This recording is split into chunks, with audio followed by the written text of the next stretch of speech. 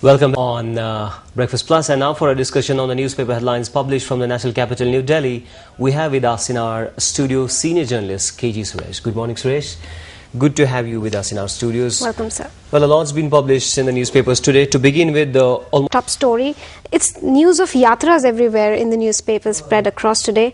One is BJP working on Yatra details, which LK Advani wants to lead across the nation. That's going to be on anti-corruption. The Congress says it's not worried about it. Team Anna is also planning a Yatra, and the Hindustan Times talks about it. After fast, Hazare plans Yatras to poll-bound states. Now, team will also hold referendums on its version of bill. At the same time, Congress is saying because of this, there might just be a rift between Team Anna and the Saffron Party because both are planning Yatras, and it might consolidate the Congress's political constituency, especially the minorities. Now, how do you look at the entire situation? Well, I think that, you see, as for Team Anna, obviously it cannot, they never planned a, one-time kind of thing. Mm-hmm. They wanted a long, sustained campaign, and otherwise it would tar their image also. So it is very important that they keep building the pressure on all political parties and the entire political system. But at the same time, the political system should also respond to the people's aspirations. Somewhere there is a feeling within the political parties, I'm not talking about UPA or NDA, that our agenda has been hijacked by the civil society and that it is time to reclaim it. And maybe Mr. Advani's Yatra is a step in that direction, that wherein they feel that instead of giving the credit to Team Anna that it fought against corruption, why not the main opposition party takes the lead in the fight against corruption? But the Congress is also planning to counter it that in will BJP carry the states. same weight, whether the credibility will be the same remains a big question. Would they aid at the same time? Would the Advani's Yatra and the Anna's Yatra sort of converge at some point in time? On the other hand, you see, somewhere, maybe yes, but at the same time, once the political thing comes into it, there would be a polarization. You see, so long as Team Anna was, fighting corruption, whatever charges were leveled against by individual leaders, even I have seen hardcore congressmen and UPA persons who were supporting Anna Hazare, right. person, as a person, that yes, his cause is right. But the moment the BJP comes into picture, even those within the Congress who were till now supporting the crusade against corruption are likely to see it as an agenda which is only aimed at cornering the government. So there will be a political polarization on the issue of corruption. And this was bound to happen ahead of the elections to the state assemblies and maybe 2.5 years later. But the Congress, sir, is also planning a similar sort of a countering of BJP Obviously. in BJP ruled states. Yeah, not only everybody is at it. Corruption is the main issue. What is good is that only few years back Mr. Advani himself had said corruption is no more an issue in election.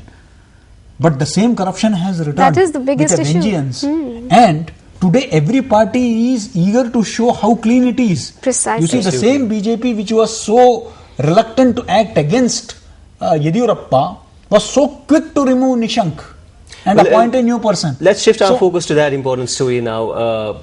Nishank has been removed, Khanduri has been put in place. It didn't really make much news in the national media here that there was any issues associated with Nishank, but then it was a prompt decision by BJP. So what led to it? What was this subliminal there were charges, you see. Allegations, Even the CAG had indicted, Mr. Nishank on several issues. Even when that Baba committed in Haridwar against that Ganga, exploitation of the river Ganga, there were charges that, a lot of mining was being done with the consent of the state government. And there were a lot of charges, particularly the party was aware of it. And please remember that Mr. Nishank was a nominee of Mr. Khanduri himself. He was, absolutely. He was. And it was the two arch rivals within BJP, Mr. Khanduri and Mr. Pokhriyal, who came together to oust Nishank. They felt that with Nishank at the helm, the party is unlikely to return to power. So this is a last-ditch effort to restore its image. Right, sir. Because, on that point, quickly before we wrap up, do you take this move as the move of change in leadership as a smart strategy of BJP to kill two birds with one stone? A, because it will clean their image, at least show as an attempt to get over the corruption charges and all that. And the second being to address the anti-incumbency factor that might have prevailed for the moment. Yeah, certainly the strategy is very clear. More than the concern for the the corruption and the other issues, it is a concern for the return of the government. Absolutely. That is the priority area for them. But no doubt, whether it is the center which takes proactive steps with regard to corruption, or the state governments or the opposition, the fact is that post-civil society movement, the governments, the political parties are now very cautious. So it's they more like know this, that it is playing with fire. You can't take corruption issues lightly. Absolutely. You have to act tough. So it's that more is like the message. with corruption at the core, a lot of politicking is being done, some good, some bad. But let's hope at least it works in favor of the nation as well. Thank you so much for joining us with all those insights on Thank you Breakfast so much, Plus. Suresh.